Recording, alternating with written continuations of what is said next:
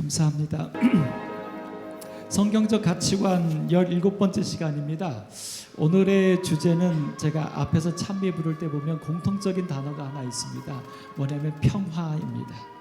오늘의 주제는 그 전쟁과 더불어서 총기에 대한 어떤 무력 사용에 대한 부분에 대한 우리 기독교적인 가치관, 성경적인 가치관을 우리가 한번 좀 살펴보려고 합니다. 먼저 여러분, 여기 소년 심판이라고 하는 이런 드라마가 있었습니다. 저는 사실은 아직 못 봤고요. 근데 어떤 시대적인 상황에서 우리가 한 번쯤은 깊이 있게 고뇌해 보아야 할 문제들이 여기 다루어졌습니다. 그 중에 1화의 한 장면입니다. 이 장면은 뭐냐면 이 소년 심판이라고 하는 내용은 촉법 소년이라고 이따가 설명드리겠습니다만, 촉법 소년, 그러니까 촉법 연령대, 다른 말로 말하면 현재 우리나라 법은 14세 이하, 그러니까 10세부터 14세 사이에 있는 소년들, 10세 전은 아예 촉법 소년도 아니고요. 그러니까 14세 이하에 있는 소년들이 어떤 소년이나 소녀들이 범죄 행위를 했을 때 얘네들은 범죄 사실이 다 인정이 돼도 법적인 심판을 받지 않습니다. 그게 촉법 소년입니다. 근데 요즘 요 10세에서 14세의 청소년들이 이것을 이용하고, 혹은 그것보다 위에 있는 나이 든 사람들이 그런 소년 때의 아이들을 이용하여 범죄를 행하고 있는데, 그것이 사회적인 문제가 될 만큼 많아지고 있기 때문에 드라마로까지 제작이 됐습니다. 그 중에 한 장면인데, 요 촉법 소년에 해당하는 한 아이가 그만 9살 초등학생 아이를 죽이고 사체를 유기하고, 근데 이 소년이 자수했어요. 그러면서 나는 촉법 소년이라 뭐 이렇게 죄가 없지요라면서 이제 재판장 장면에서의 그 소년의 한 이야기입니다. 한번 들어보시겠습니다. 반성의 기색이라고는 1도 없는 웃음이 제가 웃긴 거 하나 알려드릴까요? 법정에 울려 퍼진다. 그 죄를 지은 아이가 이렇게 재판장에서 진짜 그 표정을 봤어야 했는데. 자기가 그 아이를 죽일 때 죽는 아이의 표정을 봤어야 된다고 농담처럼. 심지어 그 만으로 14살 안 되면 사람 죽여도 감옥 안 간다던데. 법의 맹점을 그거 진짜예요? 정확하게 인지하고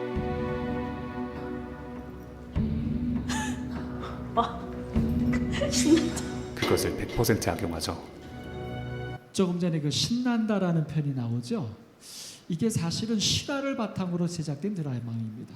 그러니까 이게 다 소설이 아니라 실제로 있었던 사건, 그 다음에 그 사건에 있었던 이런 대사들을 약간의 어떤 뭐 조사나 이런 것만 각색을 한 건데, 실제로 이 아이가 뭐라고 말을 했냐면, 이 백성우라고 하는 그 소년범이었는데, 아까 말했죠. 만으로 14살 안 되면 사람 죽여도 감옥 안 간다던데요. 진짜예요?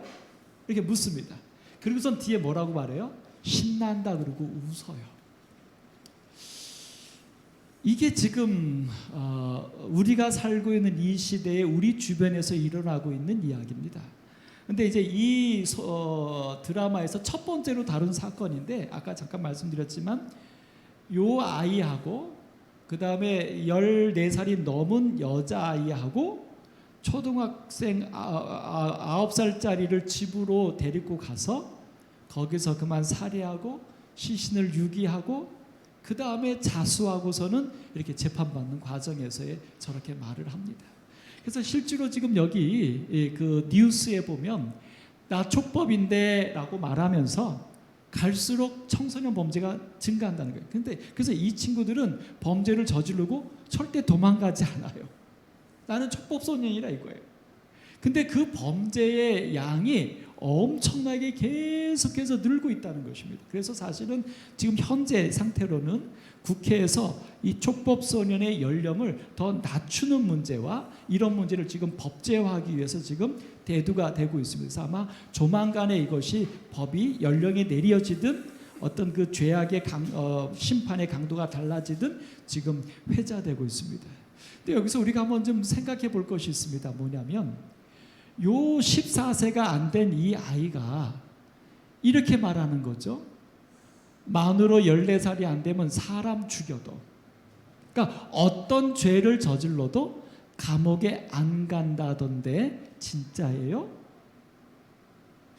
여러분, 여기서 우리가 한번 심각하게 생각해 보아야 할 문제가 하나 있습니다.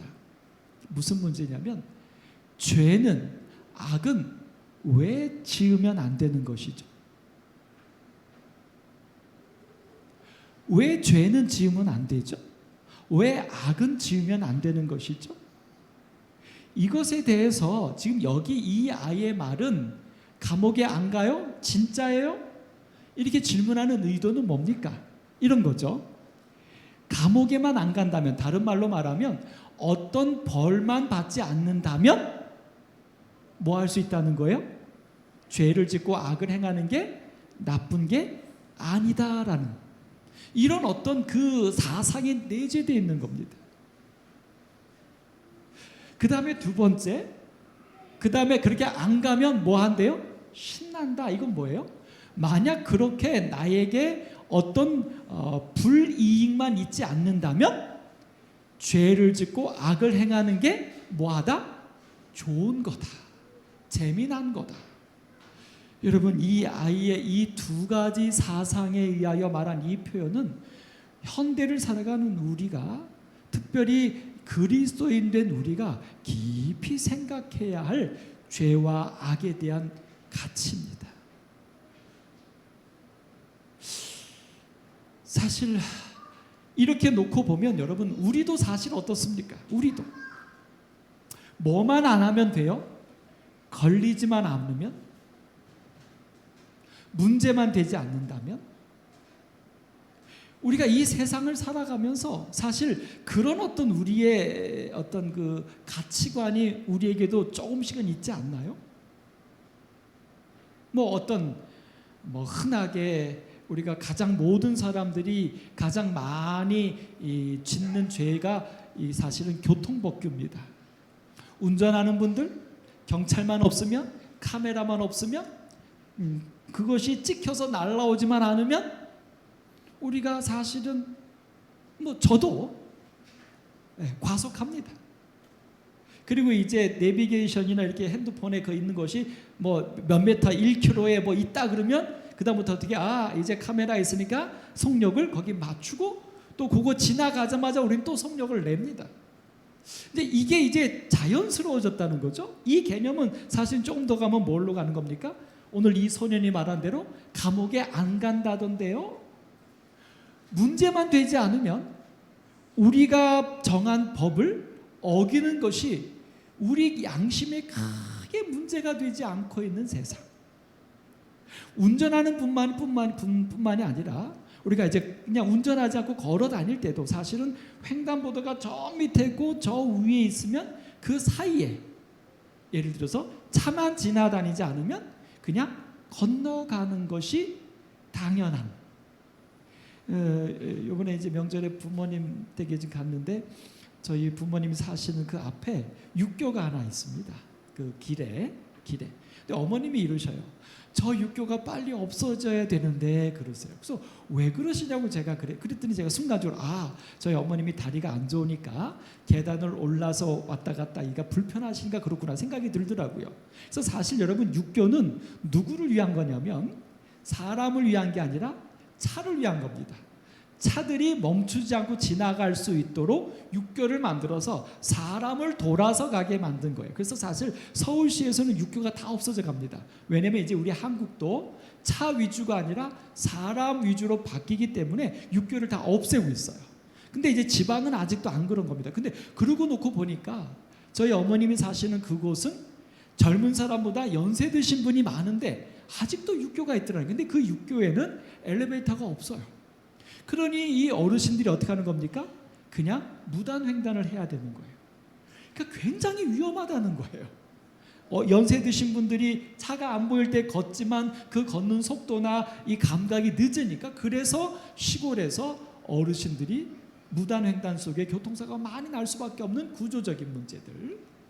그래서 제가 야 이거 참 심각하구나. 근데 저희 어머님도 건너신다는 거죠. 그래서 사실 현재 어떻게 보면 법이 어떤 면에서는 우리로 하여금 법을 지키면서 살 수 없도록 해놓고 법은 만들어 놓고, 그래서 우리가 어쩔 수 없이 다 범법자가 되게 하는, 다른 말로 말하면 법은 걸리지만 않으면 지키지 않아도 돼라고 하는 잘못된 가치관을 우리에게 가르쳐주고 있는 게 이 세상의 안타까운 현실이 아닌가.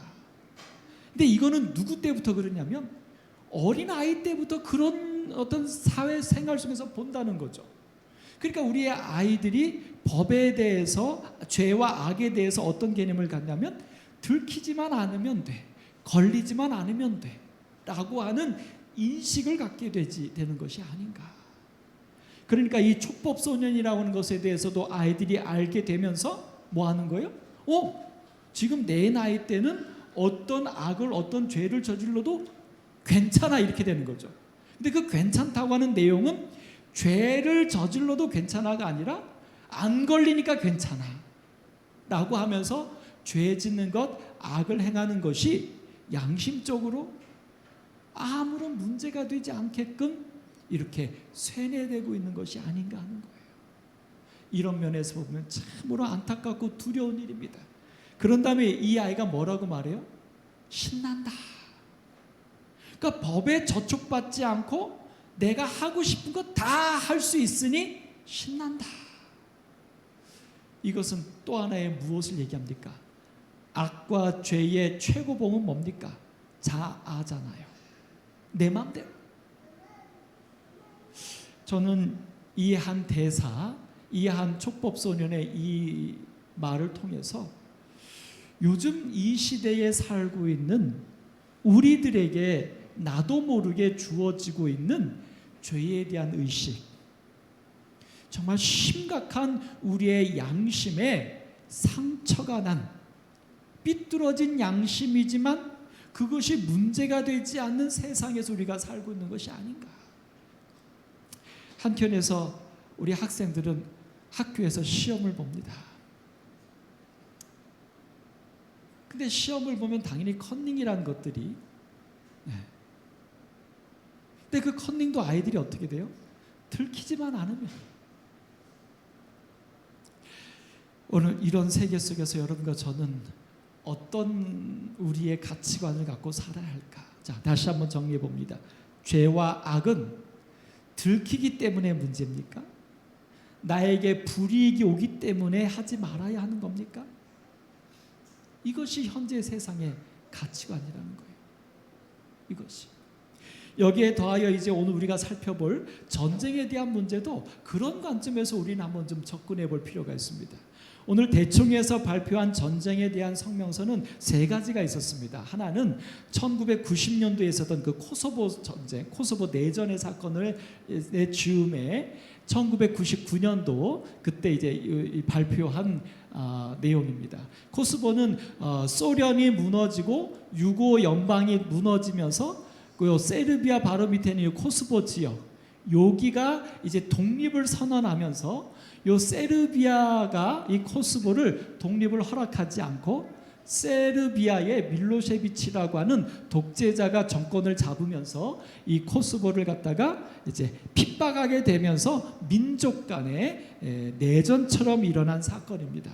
이 코소보의 역사를 잠깐 보면 이렇게 해서 결론적으로 1998년도에 사태가 발발해서 굉장히 많은 인종 청소나 이런 것들이 있었고, 그래서 이제 나토와 미국까지 개입을 해가지고 결국 이 세르비아의 밀로세비치를 몰아내고 코소보를 갖다가 독립을 선언시켰고, 결국에는 2012년도부터는 이 코소보가 하나의 독립국가로 현재는 유지되고 있습니다. 근데 이렇게 되기까지 몇 년 동안 이 세르비아의 밀로셰비치라고 하는 독재자에 의하여 이 민족 간의 분쟁처럼 가서 굉장히 많은 학살과 난민들이 발생했던 사건입니다. 이때에 우리 제7일 안식일 예수 재림교회는 이 코소보 사건에 즈음하여 성명서를 발표한 것입니다. 그 설명서의 내용 중에서 우리는 전쟁에 대한, 좀 더 확대하면 폭력에 대한 재림교회의 성경적인 가치관 3개를 확실하게 정립해 볼 수 있습니다. 첫 번째는 뭐냐면 바로 이것입니다. 제7일 안식일 예수 재림교회는 세계적인 종교단체이며 원칙적으로 정치적 쟁점에 관련하지 않고자 힘쓴다. 그러니까 이 코소보 사건이 독립이냐 아니면 합방이냐, 민족 간의 어떤 이런 것도 결부되고 해서 정치적인 문제가 결부되어 있습니다. 그 다음에 나토와 유고 연방 사이에 여러 가지 이런 정치적인 쟁점이 있지만 근본적으로 제7일 안식일 예수 재림교회는 정치적인 문제는 개입하지 않는다. 이게 원칙이라는 것입니다. 그럼에도 불구하고 교회는 인종 청소나 폭격 등 충돌 해소의 방편으로 해서의 폭력 그 사용안을 반대한다. 왜냐하면 이때 이 코소보 사건이 벌어졌을 때 아까 말했던 나토하고 미국은 이 인종 청소라고 하는, 그러니까 세르비아계가 이 코소보에 있는 이 사람 인종들을 청소한다는 것을 반대한다는 개념으로 나토가 폭격을 시작합니다. 세르비아를 이렇게 이제 전쟁을 나토와 미국이 벌이는 거죠. 이런 사실에 대해서는 반대한다는 거예요. 그러니까 세르비아의 밀로셰비치가 폭력을 통하여 인종 청소하는 정말 인륜의 범죄가 일어나지만 그 범죄를 막기 위하여 또 거기를 공격하는 이 전쟁을 일으키는 이것은 근본적으로 비성경적이라 반대한다. 이렇게 이제 폭력 자체에 대한 이야기를 우리의 입장을 밝혔습니다. 그러면서 세 번째, 그런데 우리는 인권과 비차별에 대해 더 깊이 이해하고 더 크게 존중하도록 힘쓰고 또 긴급한 인간의 필요를 충족시키고 국가와 종족과 종교 단체들 간의 화해를 위하여 일하고자 노력할 것이다. 그러니까 우리는 근본적으로 정치적인 이슈에는 종교적으로 개입하지 않는다. 그 다음에 두 번째, 어떤 범죄 행위를 징계한다고 하는 명목으로 일어나는 폭력에 대해서도 우리는 동의하지 않는다. 그러면 우리는 어떤 입장인가? 여하튼 사람들이 다치고 상처가 있고 필요한 곳이 있다면 우리는 그리스도의 사랑으로 그들의 필요를 채워주는 일에는 적극적으로 나선다. 우리의 역할을 감당한다. 이것이 이 세상에서 일어나고 있는 폭력과 전쟁, 이 모든 것들에 대한 성경적인 가치관입니다. 오늘 여러분과 저도 이 일에 대하여 한번 여러분이 갖고 있는 생각들을 정리해 보시기를 바랍니다. 왜냐하면 앞으로 이런 일들이 예언에 비추어 봐서, 그 다음에 지금 세상이 흘러가는 것에 비추어 봐서 우리들 주변에 심심치 않게 자주 또 많이 일어날 것 같습니다. 그래서 그런 일들이 내 눈앞에서 일어났을 때 나는 어떻게 그리스도인으로서의 우리의 자세를 복음이 되게 취할지에 대하여 지금부터 생각하고 준비하지 않으면 그때 우리가 어떤 모습을 비출 수 있을지 아무도 모르기 때문에 지금부터 준비해야 할 것 같습니다. 자, 그래서 결론적으로 이 전쟁에 관한 재림교회의 사명을 우리는 확실하게 둡니다. 뭐라고 말하냐면 교회가 할 수 있는 일에 전념하자는 것입니다. 그런 이 사태들이 벌어질 때 교회는 교회답게 우리의 사명을 찾아서 우리의 사명을 이루자라고 하는 것입니다. 그럼 교회다운 게 뭔가? 여기서 세 가지를 살펴볼 수 있습니다. 첫 번째는 종교나 종족, 사회적 신분에 관계없이 구호품을 전달한다. 지금 그 어떤 폭력에 의하여 어떤 일어나고 있는 그곳에 폭력을 행하는 사람, 폭력을 당하는 사람, 폭력을 당하는 사람이 또 다시 폭력으로 되갚는 사람, 뭐 그런 것과 전혀 관계없이 우리 재림 성도는 그 폭력으로 인하여 아픈 모든 이들에게 그리스도의 사랑으로 구호한다는 것입니다. 이해되셨습니까? 악인이든 선인이든 우리가 생각할 때 야, 이거는 제가 잘못이야 라고 말하면 잘못한 사람은 우리가 돌아보지 않는 게 아니라 그 사람이 악인이든 선인이든 억울한 사람이든 아니면 악을 행한 사람이든 상관없이 우리는 필요한 모든 도움을 그 사람에게 그리스도의 사랑으로 전한다. 이게 바로 재림교회의 첫 번째 사명입니다.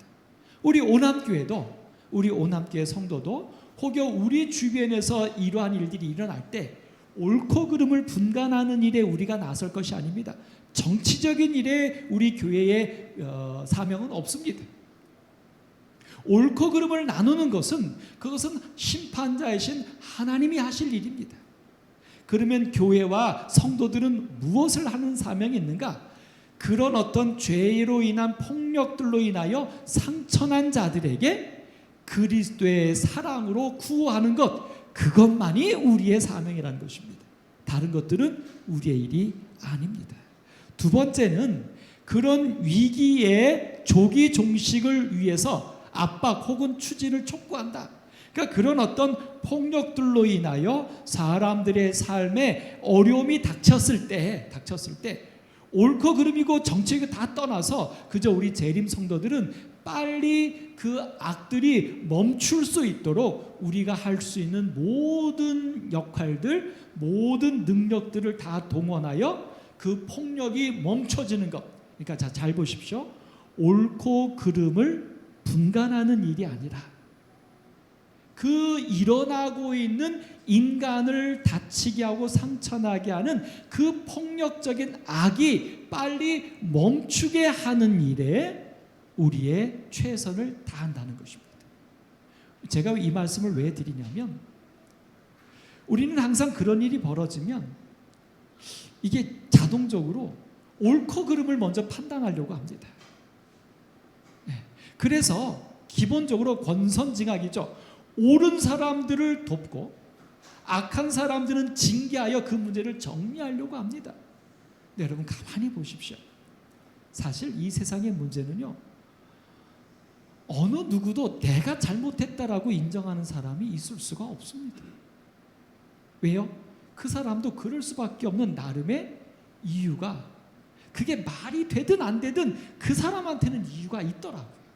그래서 옳고 그름을 가르려고 하는 순간 그것은요 해결이 나지 않습니다. 제가 한 2년 전인가부터 사실 이제 그 정치적 이슈에 대해서 이제 운전하고 가다가 이렇게 DMB를 통해서 이렇게 뉴스 NTV인가요? 뭐죠?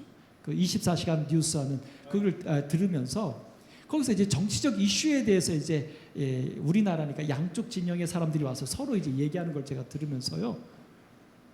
이제 제가 며칠 됐습니다. 이제 내가 다시는 듣지 말아야 되겠다. 왜 그러냐면요. 어떤 이슈에 대해서든지요.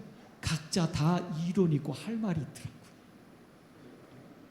제가 깜짝 사실은 몇 개월 전에 어떤 분의 어떤 사건이 딱 드러났을 때 이제 이것에 대해서는 저쪽에서 빼도 박도 못하겠구나. 이제 끝이구나. 제가 사실 그렇게 생각할 만큼 확실하고 문제가 될 만한 이슈를 제가 들었는데 바로 그날 제가 아주 굉장히 궁금했어요.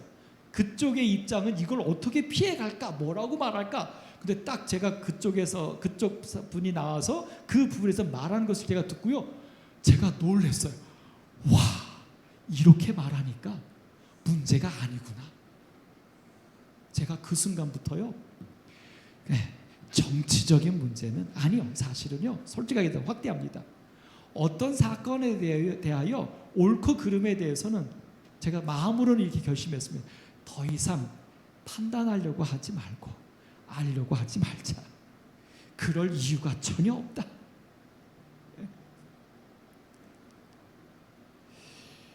대신 우리는 뭐 하는 사람들입니까? 그것을 판단하는 순간 나는요, 문제를 해결하는 게 아니라 나도 기름을 붓는 겁니다. 내가 틀렸다고 하는 사람에게 악한 감정을 일으키고 나는 내가 옳다고 생각하는 쪽에 힘을 실어줘서 분쟁을 더 야기시킬 뿐이더라고요. 그래서 우리 재림 성도들은 그리스도인은 절대로 이 세상에서 일어나는 일들, 어떤 이 세상에서 사는 삶, 사람들 사이에서 혹은 단체 사이에서 일어나는 어떤 일들에 대하여도 오늘 우리 그리스도인은 판단하려고 하는 것 자체를 다 내려놓기를 소망합니다. 그거 우리 목 아닙니다. 그리고 그렇게 판단하는 순간 우리는 평화를 이루어낼 수가 없습니다. 대신 우리는 어떤 일을 하자고요? 그 일의 옳고 그름이 아니라 그것으로 인하여 사람들이 다치지 않도록, 다친 사람들을 빨리 회복할 수 있도록 그것을 위하여 우리는 기도하고 함께 머리를 맞대고 최선을 다하는 그런 교회의 사명이 우리의 모습이기를 소망합니다. 세 번째는 하늘의 도움을 위하여 기도해야 되는 겁니다. 그거는 사람의 어떤 방법이나 무엇으로 해결될 수 없는 거예요. 그것은 오직 하나님께서, 죄를 이기시는 하나님께서만이, 성령만이 그 문제를 해결하실 수 있습니다. 그러므로 오늘 그 성령의 임재를 누가 간구해야 될까요? 오늘 여러분과 저입니다. 그러니까 다시 한번 정리해 봅니다. 제7일 안식일 예수 재림교인들, 성경 말씀대로 사는 마지막 시대의 남은 자손들을, 남은 무리들은 현재 우리가 살고 있는 세상에서 일어나고 있는 어떤 이견들, 어떤 차이들, 어떤 것들로 인하여 일어나는 폭력적인 것과 어떤 싸움과 어떤 일에 있어서, 첫째, 우리는 절대로 그 일에 대하여 판단하지 않는다. 네, 판단하지 않는다. 둘째, 어떤 폭력이나 어떤 압력으로라도 그 문제를 제어하려고 하지 않는다. 그것은 하나님의 방법이 아니다. 우리는 단지 그것으로 인하여 하나님이 피로 사신 사람들이 다치지 않기를 우리는 도모하고, 만약 다친 사람들이 있다면 우리가 빨리 그들을 도와서 그들을 회복해 하는 일에 우리의 온 역량을 집중하고, 그 다음에 우리만이 할 수 있는 일, 하나님께서 오늘 이곳에 은혜를 베푸셔서 평화와 구원이 임하기를 기도하자. 이것이 오늘 우리의 사명이 되기를 간절히 바랍니다. 여러분 꼭 이렇게 되셨으면 좋겠어요. 그래서 우리 오남교회 내에서는 어떤 정치적인 문제나 어떤 것으로도 우리들끼리 서로 의견에 다른 의견이 다툼이 되는 일이 없이, 어떤 그런 정치적인 이야기가 있을 때 우리는 함께 손붙잡고 평화를 위하여 기도할 수 있는 그런 정말 재림교회, 우리 오남교회가 되기를 간절히 바랍니다. 자, 그래서 오늘 이 문제에 대해 이런 이야기를 우리에게 한마디 주고 있습니다. 우리는 지구상의 모든 나라에서 활동하는 신앙 공동체로서 어느 나라도 악당들의 나라라고 생각하지 않으면, 이제 두 번째인데 2003년도 이라크 전쟁이 있었잖아요. 미국이 이라크가 그 대량 살상 가스를 갖고 있다는 빌미하에 거기를 공격해서 일어났던 이라크 사건인데, 이것에 대해서도 우리가 성명서를 발표했습니다. 근데 이제 이것은 왜 성명서를 발표했냐면, 이라크는 회교 국가입니다. 그래서 사실 이 전쟁이 마치 제3의 십자군 전쟁처럼 각인이 됐어요. 그래서 회교권과 기독교권의 싸움처럼 이라크가 몰고 갔습니다. 사실 그런 성향도 없지 않아 있고요. 그래서 제7일 안식일 예수 재림교회가 이것에 대해서 우리의 입장을 발표했는데, 그 발표가 뭐냐면, 지구상의 모든 나라에서 활동하는 신앙 공동체로서 어느 나라도 악당들의 나라라고 생각하지 않는다. 그러니까 이라크가 회교권이라고 하여 악당이다, 그리스도의 이름으로 뭐 진멸돼야 된다, 이런 생각과 이런 가치관을 우리는 갖고 있지 않다. 이것을 우리가 정확하게 천명한 것입니다. 오히려 그들을 하나님의 아들 예수 그리스도께서 위하여 죽으신 사람들로서 바라본다. 오히려 우리는 그 이라크에 살고 있는 그들, 어떻게 보면 회교 문화권 속에서 그들이 하나님을, 진정한 하나님을 모르고 살고 있는 그들을 향하여 우리는 더 큰 관심과 애정을 가지고 그들의 구원을 위하여 우리는 더 노력해야 된다라고 성명을 발표했습니다. 여러분 굉장히 아름답지 않습니까? 모르겠어요. 다른 기독교 교파들도 이 이라크 사건에 이런 식의 입장을 발표했는지는 제가 찾아보지 못했습니다만, 저는 이 성명서를 딱 읽으면서 제가 너무 감사했어요. 제가 믿고 있는 제7일 안식일 예수 재림교회가 얼마나 성경적이고 건전하고 정말 말씀에 입각한 교회인가, 그 신앙인가. 그러면서 이제 제 자신을 되돌아본 것입니다. 그러면 나는 이 제7일 안식일 예수 재림교회가 갖고 있는 이런 가치관을 갖고 살고 있는가? 예를 들어서 여기 이걸 한번 보십시오. 이라크도 어느 나라도 악당들의 나라가 아니다. 여러분 보십시다. 우리 농담으로 우리나라는 이제 가을이 이렇게 장마가 지나고 나 태풍이 이제 한 10여 개씩 지나가잖아요. 자, 저 밑에서 태풍이 만들어졌습니다. 우리는 태풍의 경로를 찾죠. 이번에 그 흰난로 우리가 어디로 가기를 소망했습니까? 솔직하게 어디로요? 그다음에 요즘 지금 오늘 비 온 게 또 그 중국으로 간 거 요거 그거에 어떤 영향이 우리한테 좀 있을 거라고 또 하나 올라온다 그러죠. 이게 어디로 가기를 우리 원합니까? 이게 이렇게 대만 쪽으로 가다가 꺾여서 대한해협으로 해갖고 우리나라를 관통한다. 경로가 몇 가지 있잖아요. 아니면 그게 그냥 저기 일본으로 해서 쭉 지나간다. 아니면 대만으로 해서 중국으로 간다. 세 가지 경로지 않습니까? 사실 우리 솔직하게 우리가 경로가 일로 갔다라고 그러면 여러분 휴 안도합니까 안 합니까? 일본으로 갔다 그러면 제일 안도하지 않나요? 우리 이 문제에 대해서 한번 생각해 보자고요. 이 문제에 대해서 일본과 우리나라가 역사적으로 정말 한이 맺힌 나라지만 이라크의 이 개념을 갖다 적용해 보면 사실은 일본은 우리가 미워해야 할 대상이 아니라 더 사랑해야 될 민족 아닙니까? 이 개념으로 가면. 근데 우리는 한국 사람인 우리는 사실 그게 쉽지 않단 말이에요. 농담으로라도 우리는 그게 일본 사람들에 대한 어떤 그 원한이 나온단 말이죠. 그러니까 여러분 보십시오. 여러분이 한국 사람이 먼저입니까? 그리스도인이 먼저입니까? 우리 한번 생각해 보자고요. 근데 우리는 여전히 한국 사람으로 그리스도인을 앞서고 있다는 거예요. 이게 지금 우리의 가치관이라는 거예요. 이게.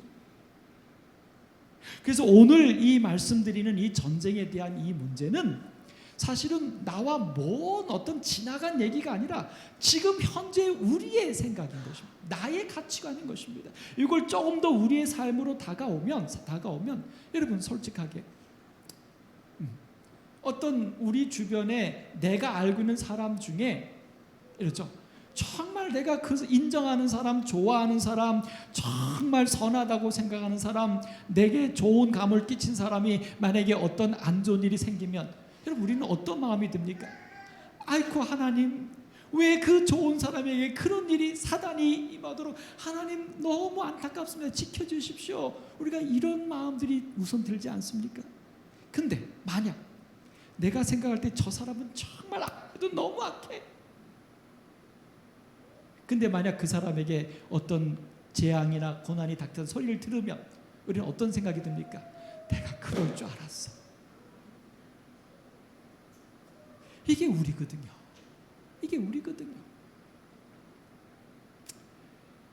사실 이렇게 디테일하게 한번 우리 자신을 되돌아보면 이런 질문을 제 스스로에게 던져보게 됩니다. 야 강준성, 너 정말 그리스도인 맞니?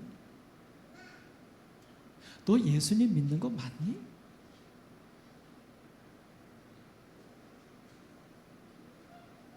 우리가 예수님 사랑하는 이유는 예수님 이야기하면서 눈물 흘리는 것은 무엇입니까? 자기를 파는 가룟 유다를 향하여서도 포도주과 떡을 나눠줬다는 사실, 십자가에 달려 죽으시면서도 못 박는 로마 군인들을 향하여 용서의 기도를 했다는 사실, 그것에 우리는 감동을 입는 거 아닙니까? 근데 그것에 감동을 입어서 그리스도인 됐는데 오늘 우리는 그렇게 하지 아니하는 것에 대해서 아무런 양심의 꺼리낌이 없다는 것이에요. 그러므로 여러분 우리는 기도해야 합니다. 주여 저의 생각을, 저의 가슴을, 저의 양심을 그리스도인 되게 해 주옵소서. 이게 성화가 아닐까요? 정말 우리가 바뀌어야 될 것이 아닐까요? 여기 전쟁에 대한 이제 우리 교단의 입장, 우리 교단의 사명, 이제 우리 교인으로서의 사명을 좀 여기 세 가지로 또 한번 좀 여기 얘기해 놓고 있습니다. 첫 번째는 삶이 깨어진 이들과 공명하기입니다. 공명, 같이 울리는 거죠. 예. 그러니까 그 삶이 깨어진 사람들이 스스로 악인이 되어서 악을 저지르서 깨졌든 악한 사람에게 억울함을 당해서 상처가 났든 그것은 우리가 가려낼 게 아니에요. 그냥 분명히 내 눈앞에 깨져서 아픈 사람이 있으면, 상처난 사람이 있으면, 다른 말로 말하면 구원받을 어떤 신앙과 믿음이 아직 없으면 우리는 그들의 아픔을 같이 느낄 수 있어야 한다는 거예요. 이게 재림 성도 교인으로서의 첫 번째 사명입니다. 두 번째 사명은 뭐냐면, 그래서 우리 주변에는 그런 모든 이들과 더불어 평화를 이루는 일에 우리가 정말 사명감을 가져야 합니다. 내가 평화한 사람들만 같이 어울리면서 그리스도인 커뮤니티를 이루는 게 아니라 나의 어떤 편안한 어떤 삶의 모둠을 만들어 나가는 게 아니라 나랑 평화할 수 없는 그런 사람들과 더불어서 평화할 수 있도록 우리의 삶이 복음이 되어야 된다는 거예요.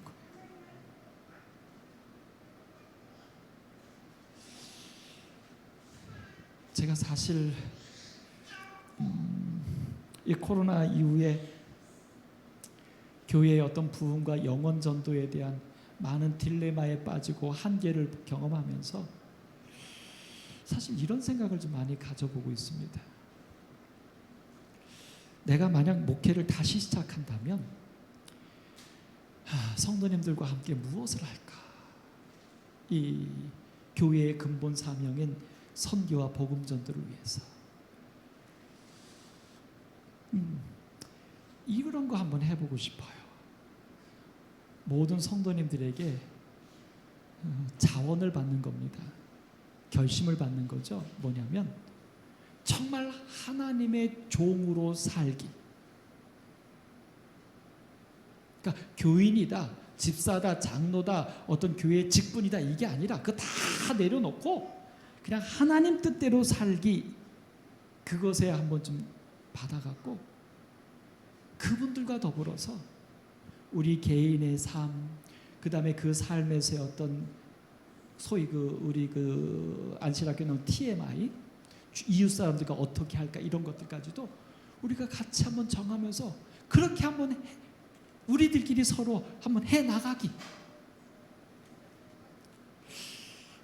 이 얘기는 무슨 얘기냐면 이런 거예요. 재림 성도, 재림 교인들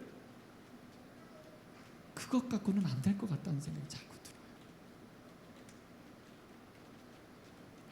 확실하게 나의 삶을 하나님과 더불어서 살기로 결심한 그런 어떤 모임?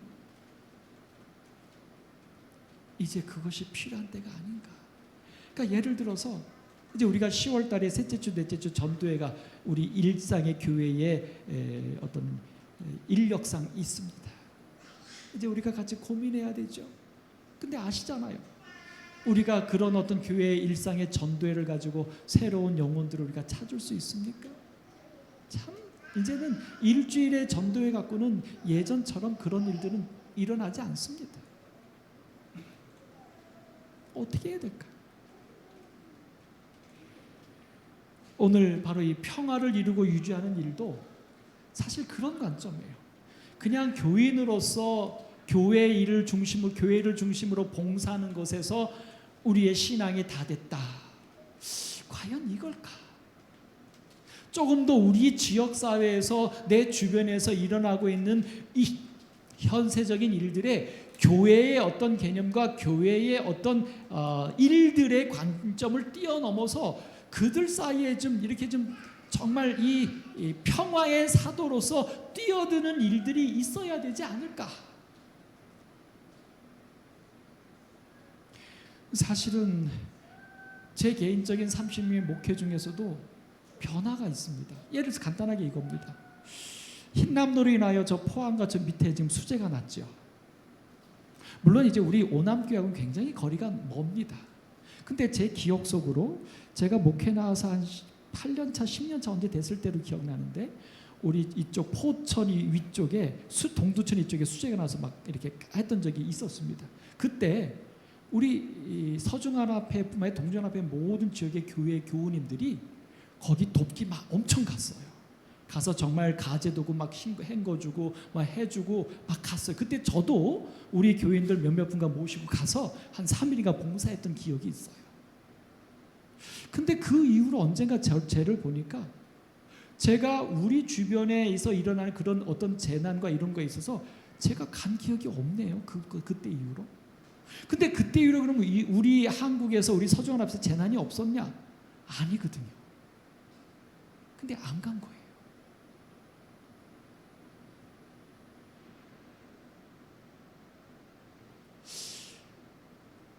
제 자신의 변질된 모습이랄까요? 우리 재림교회의 잃어버린 모습이랄까요?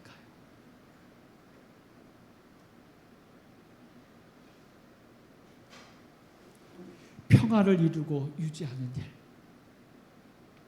이제 우리가 어떤 봉사하는 일에 우리의 시간과 우리의 몸을 바치는 것이 목회자들 사이에서 불가능하다라고 판단을 할 정도가 됐습니다. 다시 말해서 뭐냐면 이제 우리 이 남양주 지역도 제가 지역장이라 이제 여러 가지 지역 사업을 얘기하면서 지역이 연합으로 좋은 일 좀 하자라고 얘기합니다. 사실은 저쪽 광명교회가 억울한 일을 당하여 이렇게 시청에 호소하는 일에 있을 때 우리 교회들이 한번 좀 가자고도 했는데요. 평일에 갑작스러운 일이 있어서 SOS가 왔습니다. 그래서 이제 우리 지역 목사님들에게 우리가 가자고 해서 성도님들 좀 모으자고 했더니요. 평일에 갈 분이 없다는 겁니다.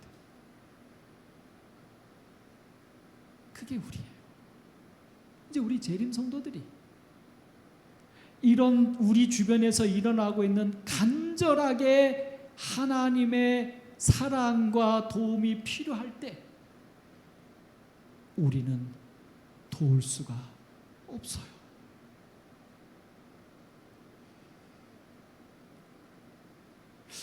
가끔 우리 몇몇 성도님들이 저에게 목사님 목회하기 힘드시죠? 그런 말씀을 주십니다. 제가 안 힘들다고 말 안 합니다. 힘듭니다. 왜 힘드냐면 이런 부분 때문에 힘듭니다. 해야 될 게 있는데 할 수가 없어서.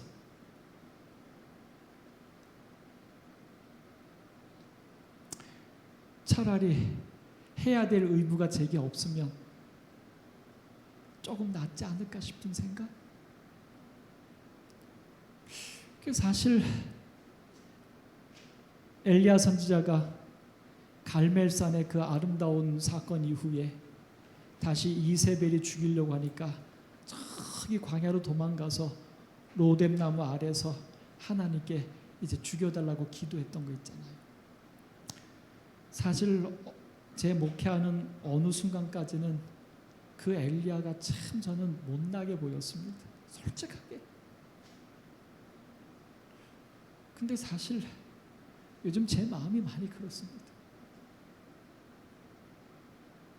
요즘 제 마음이 많이 그렇습니다.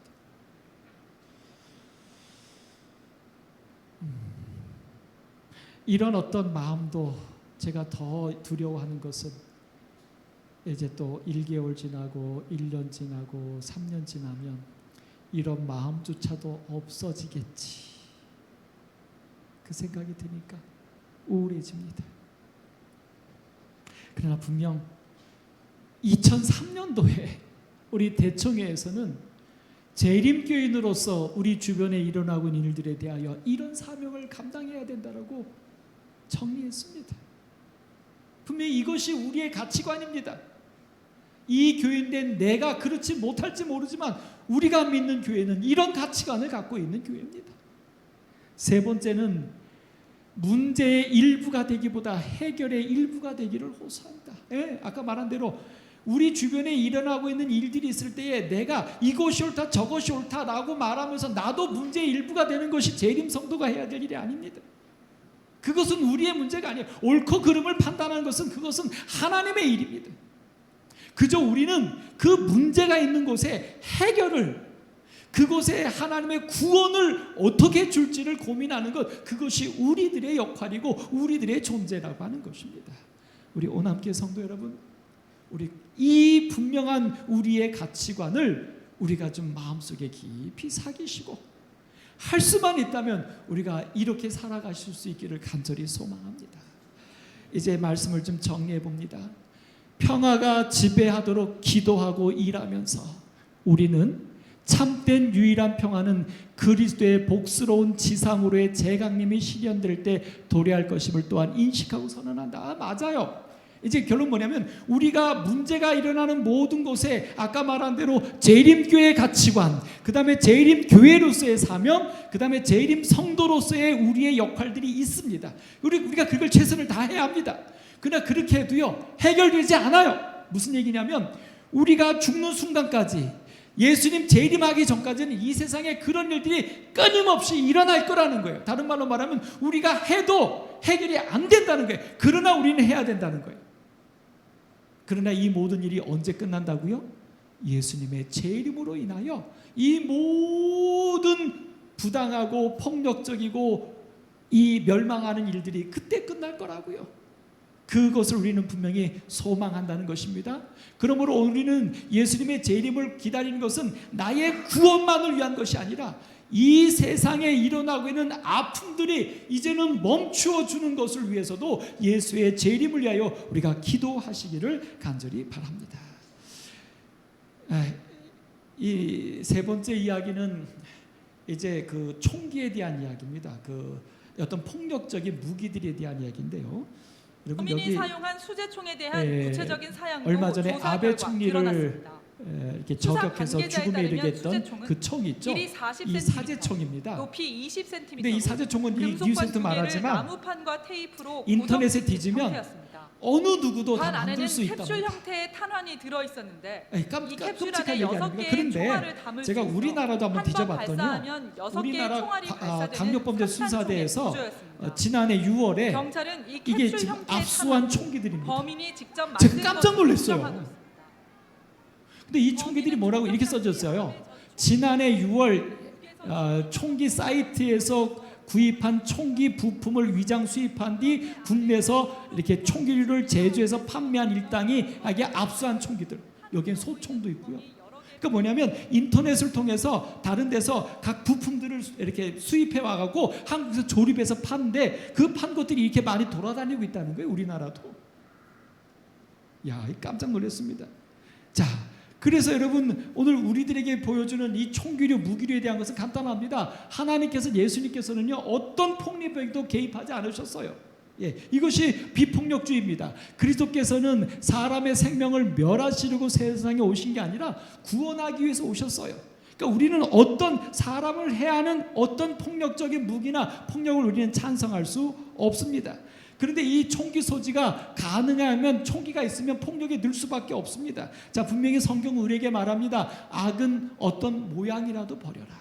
거기에는 이것이 포함하겠죠. 근데 이 버리는 것만이 문제가 아니라 사실은요 더 좋은 것을 취하라고 말했어요. 이것이 뭐냐면 그리스도 안에서 하나님의 뜻이라고요. 그러니까 우리 그리스도인은 악한 것을 버리는 게 아니라 좋은 것을 취하는 겁니다. 아까 말했던 대로 폭력에 대해서 우리의 입장입니다. 그 다음에 근데 이것이 하나님의 뜻인데 흠없게 보존되기를 원한다고 말했어요. 우리가 그저 악을 행하지 않는 존재가 아니라 우리가 흠없는 그리스도의 존재가 되는 것, 이것이 하나님의 뜻이라는 거예요. 근데 이것이 어떻게 이루어진다고 그랬냐면 너희를 부르시는 이는 미쁘시니 그가 또한 이루어 주시겠다. 그러니까 여러분과 저의 소망이 악을 행하지 않는다가 아니라 하나님의 자녀가 된다, 선을 행하는 사람이 된다. 이게 우리의 소망이 되고 그것을 하나님께서 우리에게 지켜주신다는 것입니다. 이 무기들이 요즘 많이 판친다고 하는데 깜짝 놀랐어요. 여기 빨간색이요 세상에 무기 소지가 허락된 나라들입니다. 저는 미국만인 줄 알았는데요 전 세계 34개 나라가 헌법적으로 무기 소지가 허락돼 있고요. 우리나라는 합법이 아니죠. 근데 있죠. 결국 전 세계에 지금 개인적인 무기들이 없는 나라가 없어요. 그래서 사실 현재 일어나고 있는 사건입니다. 총기류로 인하여 살인 사건 중에 총기 살인 사건이 50%가 넘어가요. 그러니까 이미 이 총기가 일반화됐다는 겁니다. 그리고 누구를 죽이고 싶은 마음이 있으면 총을 구입하고 만들어서 죽이는 일들이 벌어지고 있다는 거예요. 결국은 다른 말로 말하면 뭐예요? 총이 있으면 죽인다는 생각을 실행에 옮길 확률이 높다는 거예요. 그래서 사실은 지금 미국에서는 총기로 죽는 사망 사고가 두 번째로 제일 높습니다. 우리나라는 암인데 결국 총이 있으면 죽이려고 하는 마음이 생긴다는 거죠. 이게 바로 무기입니다. 근데 여러분 우리나라에 엠네스트라고 하는 국제 엠네스트가 있습니다. 엠네스트는 간단하게 말하면 이런 활동들을 해요. 160개국 1000만 명이 넘게 61년 동안 활동하는데 여긴 종교단체 아닙니다. 그리고 여기는요 정부 보조금 하나도 받지 않아요. 완전 민간단체 기부금으로 운영됩니다. 근데 여기서 어떤 일을 하냐면 세상의 부당함에 맞서 싸운다는 거예요. 여기는 이런 것들이에요. 기후위기, 여성 사형, 고문, 그 다음에 총기 사건, 이 세상에 일어나는 모든 악한 것에 대하여 그들은 싸우는 소위 인권단체입니다. 종교가 아니라 인권, 사람을 위하여 이런 일을 1000만 명이 넘게 160개국 이상에서 자신의 시간과 돈을 투자해서 하고 있어요. 근데 분명히 종교적으로 신앙적으로 평화의 기별을 갖고 있는 재림 성도들이 된 우리는 뭘 하고 있느냐 이겁니다. 깊이 있게 반성해 보게 됩니다. 자, 이제 결론으로 평화 추구와 생명의 보존은 그리스도인들의 목표가 되어야 한다. 여러분과 저의 목표가 되어야 합니다. 그러니까 여러분 오남교회 성도 여러분들 어떻게 보면 여러분에게는 지금 당장 필요치 않은 복음인지 모르겠어요. 아마 이 성경 가치관을 금요일 시간 들으시면서 동성애라든지 이런 게 나오면 목사님이 왜 저걸 지금 우리한테 하지? 우리는 상관도 없는데 그러실지 모르겠어요. 그러나 여러분 어떤 소재가 아니라 그 소재 이면에 있는 그 생각 가치관을 좀 고민해 보시자는 거예요. 여러분과 제가 그리스도인으로 재림 성도로 살면서 한번 이 세상의 폭력적인 것들에 대하여 부당한 것들에 대하여 우리가 그것에 대하여 복음적으로 어떻게 사명감을 가져본 적이 있었습니까? 그저 우리는 뭐예요? 교회로서 성도들 그 다음에 교인 만드는 이런 일들에 우리의 관심은 있었지 이 세상의 복음으로 평화케 하는 일에 대하여 우리가 어떤 소명을 가진 적이 있었냐 이겁니다. 그래서 재림교인들은 가만히 보면 그냥 재림교회 안에 재림교회일 뿐이에요. 우리만 인정해요. 세상은 우리 재림교회를 인정하지 않아요. 엠네스트는 인정합니다. 세상 사람들이. 국가가 기관이 다 인정합니다. 근데 재림교회는 아무도 인정하지 않아요. 아무도 우리에게 도움을 요청하지 않아요. 왜요? 우리는 그럴 능력도 없고 그렇게 해오지도 않았고 그럴 마음도 없으니까. 이제 오늘 이 시간 아마 어떻게 보면 제가요 허공에 대대고 이 얘기하는지 모르겠어요. 저 자신도 저도 아직 어떻게 하면 좋을지 결심을 못하니까요. 그러나 분명한 것은요 평화에 대한 사명이 오늘 우리 남은 자손에게 분명히 주어졌다는 것입니다. 우리의 구원에 대한 사명만이 아니라 이 세상의 죄로 인한 억압하고 고통당하는 자들을 향하여 평화와 구원의 복음이 오늘 우리에게 사명으로 주셨다는 사실 하나만큼은 우리가 꼭 기억하고 이 시간 맞추기를 바랍니다. 화평케 하는 자는 복이 있나니 그들이 누구라고요? 하나님의 아들, 하나님의 자녀. 오늘 여러분과 제가 되기를 소망하며 말씀을 마치겠습니다. 하나님 오늘 우리에게 또 말씀을 주셨습니다. 아니요, 사실은 1999년